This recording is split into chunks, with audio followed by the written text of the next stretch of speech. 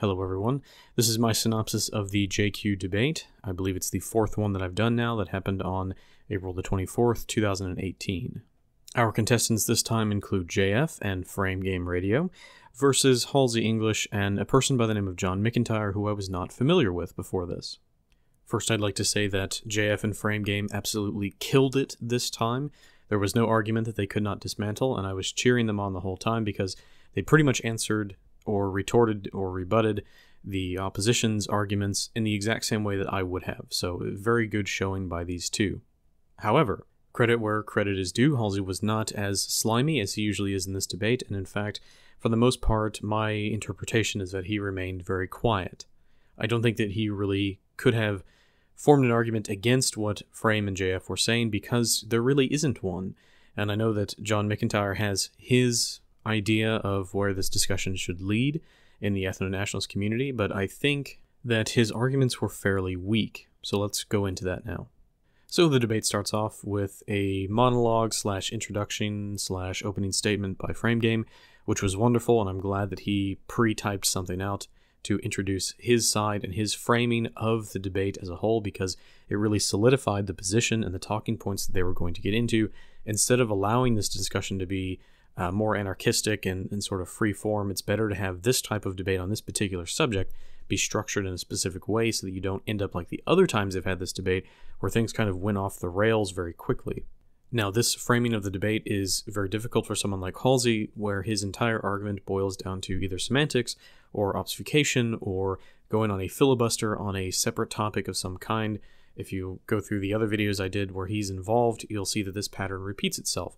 And the reason why he was so quiet is because you cannot do that when someone like FrameGame or JF is absolutely dismantling your argument every time they get to interject. Now, what John MacIntyre does is he takes the optics approach in all of this. I don't think he fundamentally disagrees with anything that Frame and JF had to say, but his approach to this as a pragmatic political solution is where he really is the weakest.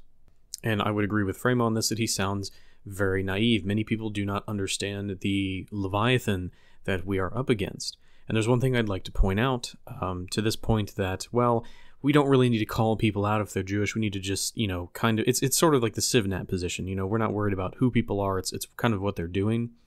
This, I think, is a fundamental issue.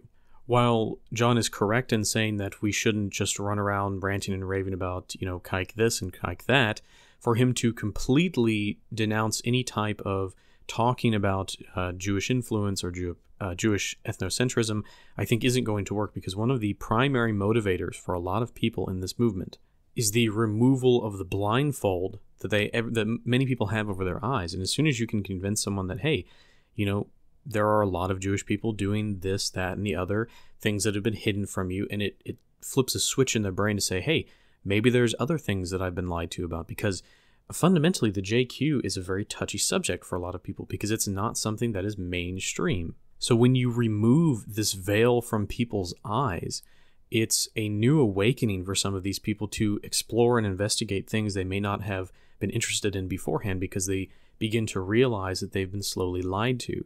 So this is the issue if you go out there and you preach ethno-nationalism and you don't talk about Jewish ethno-nationalism, you're not going to get very far, because people do not get this shock to the system that they need when they start out. But as I said, he's correct in that we shouldn't be off kilter. I think Frame and JF also agree to this. You can't go off the rails when introducing people to this. It kind of has to be a little bit of a slow process. But for John to say that we shouldn't talk about this particular aspect of the topic at hand at all is kind of, I don't want to say fraudulent, but I think is a very bad approach. And Frame was right in saying that this is the strategy that's been tried for 100 years or so, and it hasn't worked. So John's attack on the defenses of Frame and JF were very weak. It's not a very good argument, and they shut it down very quickly, which was good to see. Now, one thing that I wanted to mention in particular is that they sort of got off on the wrong foot. I know I said that Frame started this off very strongly, but it sort of devolved I think somewhere between the 20 and 30-minute mark until about the hour mark. I don't really remember, but they started talking about the origins of the differences between left and right-wing Judaism. And I think fundamentally that this is not something to dwell on. The issue is not how this question came to be or the origins of this per se, unless you're discussing this amongst other like-minded individuals. This would have been my response to the opposite side bringing up the point of the origins of Jewish leftism or anything like that. Fundamentally, it doesn't matter. And of course, Halsey tries to obfuscate and say, well, these people really aren't Jews. Well, it doesn't really matter. Just like the origins, it doesn't really matter. We're here today. We have a certain set of issues today. They are calling themselves Jews. They are hiding behind the veil of anti-Semitism and Judaism. It fundamentally does not matter how Jews purity spiral amongst their own movements. What matters is they are using collective force under a specific banner to influence the world as they see it and as they want to see it.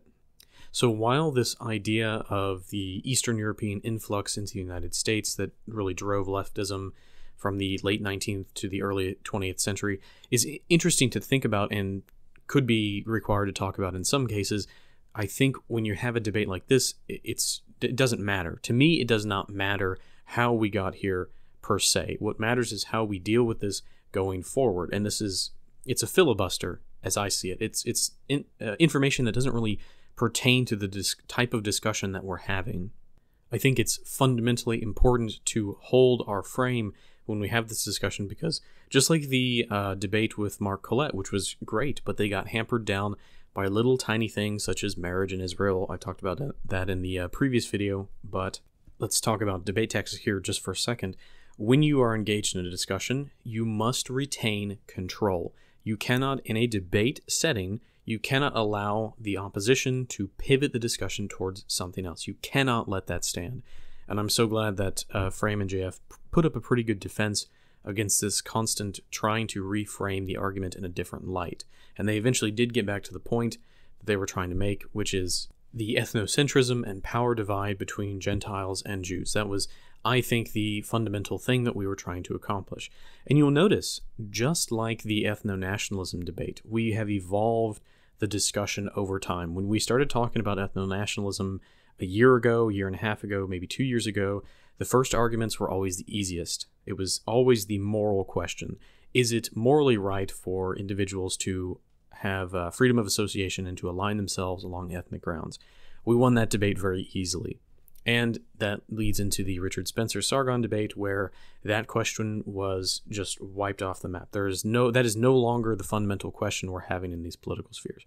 The next one in the ethno-nationalist debate was the technical question. So you see it evolve as that first debate between Sargon and Spencer.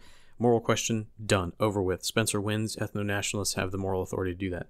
The next debate with V and I think the alternative hypothesis and JF, now it's the question, and I think Arch Warhammer was in there as well. Now it's the question of technicality. Well, how are you technically going to get it done? So they keep having to reform their defenses against these arguments because they know that they are fundamentally wrong about these things. So they have to keep up this cognitive dissonance from them really believing in these ideas. They keep mounting a defense against ideas that I think they know are fundamentally correct. They just don't want to admit to it. They're going to be a victim of their own hubris, I believe. So much in the same way with the JQ debate, it's no longer a question of, okay, well, what groups have power?